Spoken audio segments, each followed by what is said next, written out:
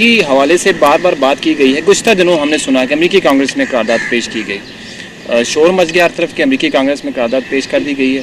معاملہ حساس بھی لگا آپ سب کو, اور سیمینارز بھی ہوئے, مذاکرے بھی ہوئے, ٹاک شوز بھی ہوئے. اس کے بعد کوئی عملی اقدام دیکھنے میں نہیں آیا حکومت کی جانب سے. آپ سمجھتے ہیں کہ پیپلز پارٹی کی حکومت نے بلوچستان ایشو پہ صحیح توجہ دی ہے؟ ویسے تو انہوں نے تو توجہ نہیں دی, لیکن امریکی کانگریس کے اندر جو بات ہوتی ہے وہ تو ایک ان کے اپنے اینگل سے بات ہے. یعنی امریکہ کے دور معیار ہیں, انسانی حقوق کی دھجیاں اڑاتے ہیں, اور جہاں کہیں بھی ان کو اپنا کوئی معاملہ کسی چیز کو اجاگر کرنا ہو تو وہ وہاں پر اس طرح کے ایشوز جو ہیں وہ چھیڑتے ہیں. تو بلوچستان کا معاملہ ہمارا داخلی معاملہ ہے, ہمیں حل کرنا چاہیے, ہمارے حکمرانوں کو حل کرنا چاہیے. اور اس ضمن کے اندر سب سے بڑی ذمہ داری پاکستان پیپلز پارٹی پہ آتی ہے, جس کی مرکز میں بھی حکومت ہے, جس کی صوبے کے اندر بھی حکومت ہے. اور انہیں یہاں سے جھوٹ بولنے اور لوگوں کو دھوکہ دینے اور فریب دہی کرنے کا کلچر اپنا چھوڑ دینا چاہیے. جو حقائق ہیں ان کو کریں, پیسے دے کے رئیسانی کو, اور پھر اس کے بعد یہ سمجھا جائے کہ بلوچوں کے مسائل حل ہو گئے ہیں. وہ بلوچوں کے مسائل نہیں ہوتے, وہ اسمبلی کے ممبران کے مسائل حل ہوتے ہیں. ان کو کوئی بانٹ بٹا کے اور تقسیم کر کے ان کو رقمیں مل گئی ہیں. تو یہ چیزیں ہیں کہ جس کا حل جو ہے وہ ہونا چاہیے.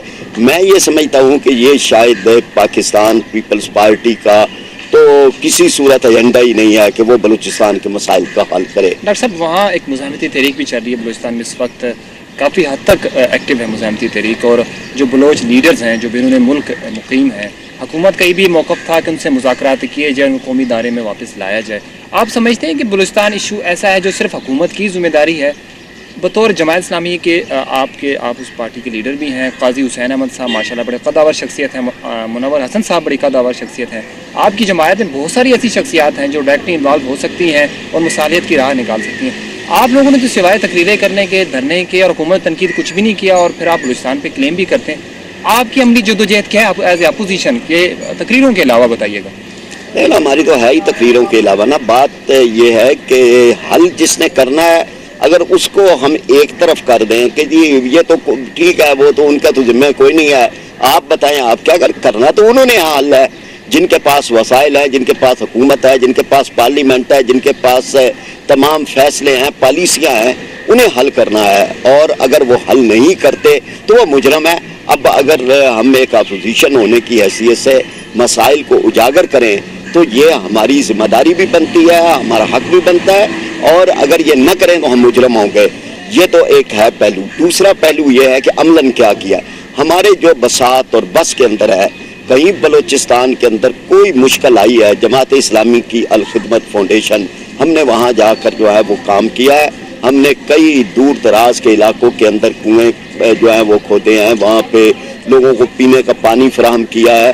اور اسی طرح سے جو مشکل کے اندر علاقے تھے جہاں پر قحط کی صورتحال تھی, وہاں پہ ہم نے کام کیا. جو ہم کر سکتے ہیں وہ ہم اپنے محدود وسائل کے اندر عملاً کرتے ہیں, ہم زبانی بات نہیں کرتے. کروڑوں روپے ہوں گے کہ جس کی ہم پوری ایک تفصیل دے سکتے ہیں. بلوچستان کے کئی علاقوں کے اندر ہم نے مساجد قائم کی جہاں پر کوئی وجود نہیں تھا.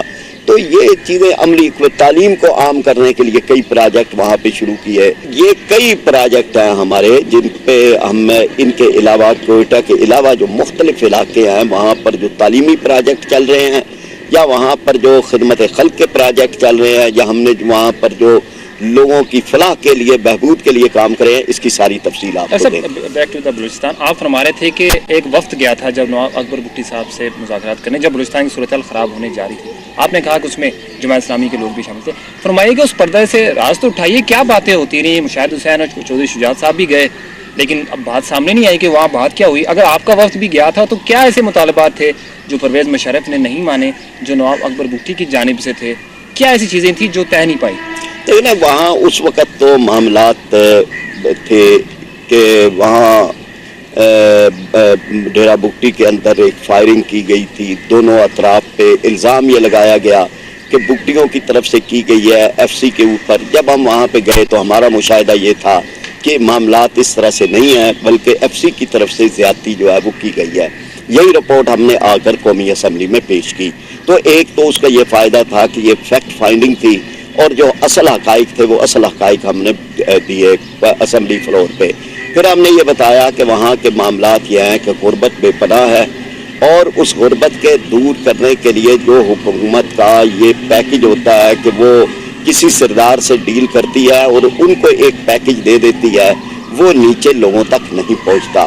یہ بھی ہم نے وہاں پہ اسمبلی فلور میں ایک پوری رپورٹ بھی دی اور اس پہ اپنی تقاریر بھی کی تھی کہ اس کا نظام یہ بننا چاہیے کہ یہ لوگوں تک براہ راست پہنچے، اور اس کو مشروط نہ کر دیا جائے کہ یہ ایک سردار کے ہاتھ میں چلا جائے اور اس کے بعد اس کی مرضی ہو کہ وہ جتنا کچھ کسی کے پاس دے سکے وہ کرے۔ صوبوں کا استحصال نہیں کر رہے، غریب کا استحصال نہیں کر رہا، محروم کا استحصال نہیں کر رہا۔ ایک ہی طاقتور طبقہ ہے کہ جس نے سب کو محروم کیا ہوا ہے۔ وہی کہتے ہیں اس طاقتور طبقے میں زیادہ تر پنجاب کے لوگ شامل ہیں یا دوسری زبانوں کے لوگ شامل ہیں، جن میں سے وہ کلاس آئی جو زیادہ پڑھی لکھی تھی، جن کے پاس زیادہ اختیار تھا۔ بلوچ عوام پسماندہ تھے، وہاں تعلیم نہیں دی گئی تو وہ انفارچونیٹلی اوپر نہیں جا سکے۔ اسٹیبلشمنٹ میں وہ طاقتور لوگ شامل ہو گئے۔ میں تو یہ سمجھتا ہوں کہ ان کا تعلق جو ہے وہ ان کے اپنے علاقوں کے ساتھ نہیں ہوتا۔ جو کسی علاقے سے پڑھ لکھ کر کہیں پہنچ جاتا ہے، کوئی جنرل بھی بن جاتا ہے، کوئی بڑا افسر بھی بن جاتا ہے، اس نے تو کبھی اپنے علاقے کو بھی جا کے نہیں دیکھا۔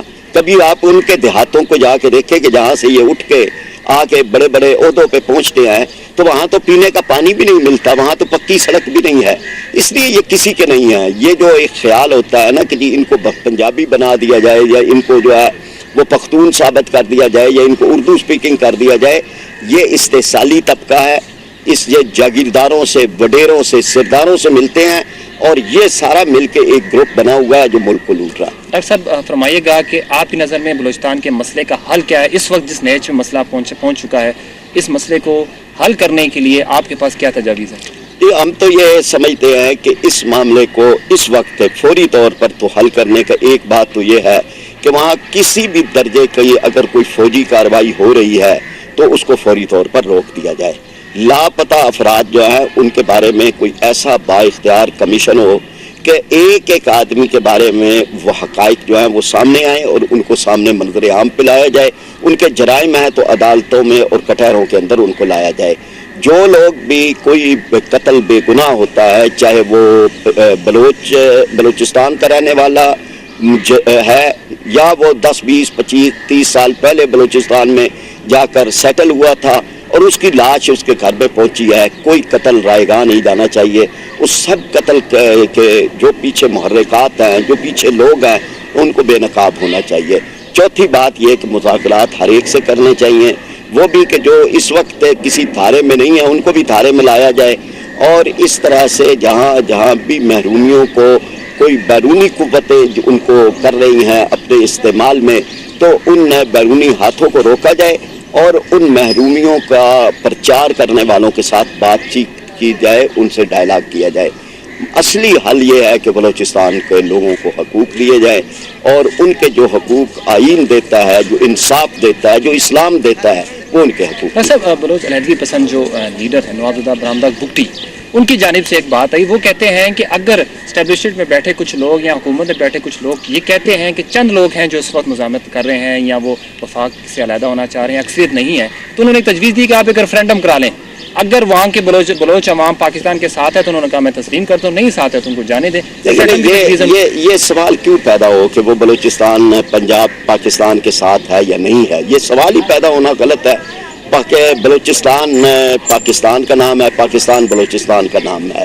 اس سوال پیدا کرنے کے بجائے یہ کہا جائے اور اس پہ ریفرینڈم کروایا جائے کہ کیا بلوچستان کے لوگوں کو حقوق ملے ہیں یا نہیں ملے۔ نہیں ملے تو اس کا ذمہ دار کون ہے، اور حقوق دیے جائیں۔ میں یہ کہتا ہوں کہ یہ ریفرینڈم سے یا تجزیوں سے یا تبصروں سے یا بیانات سے تو وہاں کے لوگوں کے جو ہے وہ اطمینان ان کے دلوں کو نہیں ملتا۔ ان کے دلوں کو اطمینان ملے گا جب ان کے بچوں کو نوکریاں ملیں گی، ان کو اطمینان ملے گا کہ جب ان کے لاپتہ افراد بازیاب ہوں گے، ان کو اطمینان ملے گا کہ جب قاتل گرفتار ہوں گے۔ یہ فرمائیے گا کہ جو لاشیں مل چکی ہیں 350 سے اوپر جن کی تعداد ہے، لاپتہ افراد جو بچے کچھ ہیں وہ تو واپس آ جائیں گے، جو 350 افراد کا قتل ہے اس کے حوالے سے کیا اقدام ہوگا؟ اب تک تو نواب اکبر بگٹی کے قاتل کو میں تو یہی کہہ رہا ہوں نا کہ جی سب کو قانون کے کٹہرے میں آنا چاہیے، یعنی کوئی ایک بھی بے گناہ انسان جو قتل ہوا ہے اس کا خون رائگاں نہیں جانا چاہیے. ہم تو ان کی بھی بات کر رہے ہیں کہ جو جن کی لاشیں مل رہی ہیں, جن کی لاشیں ملک کے دوسرے صوبوں میں گئی ہیں,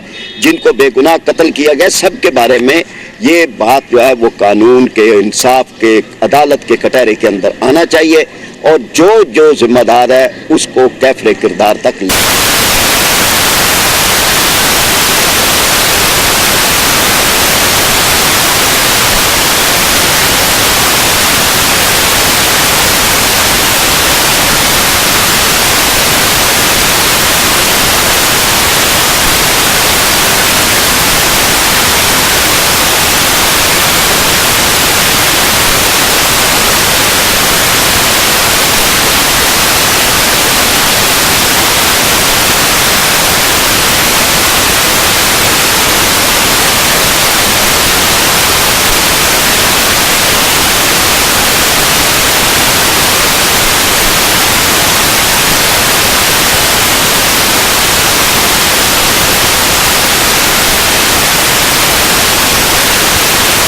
اور اس پر عمل درآمد نہیں ہوتا, تو اس حوالے سے آپ کی پارٹی کی پالیسی یا اسٹریٹجی کیا ہوگی بلوچستان کے حوالے سے؟ ہم بلوچستان کے عوام کے ساتھ ہوں گے, ہم سپریم کورٹ کے فیصلوں کے ساتھ ہوں گے, ہم ان کو عمل درآمد کروانے کے لیے اپنا تمام عوامی پبلک پریشر اس کے لیے استعمال کریں. اپنے میزبان تنویر ملک کو ایک نئی امید کے ساتھ اجازت دیجیے. اپنے اگلے پروگرام کے ساتھ میں ایک نئے پڑاؤ کے ساتھ حاضر ہوں گا. یہی سوالات ہوں گے, پارٹی نئی ہوگی, لیڈر نیا ہوگا, اور سوالات ہوں گے بلوچستان کے عوام کے, کیونکہ بلوچستان پوچھتا ہے. اجازت دیجیے.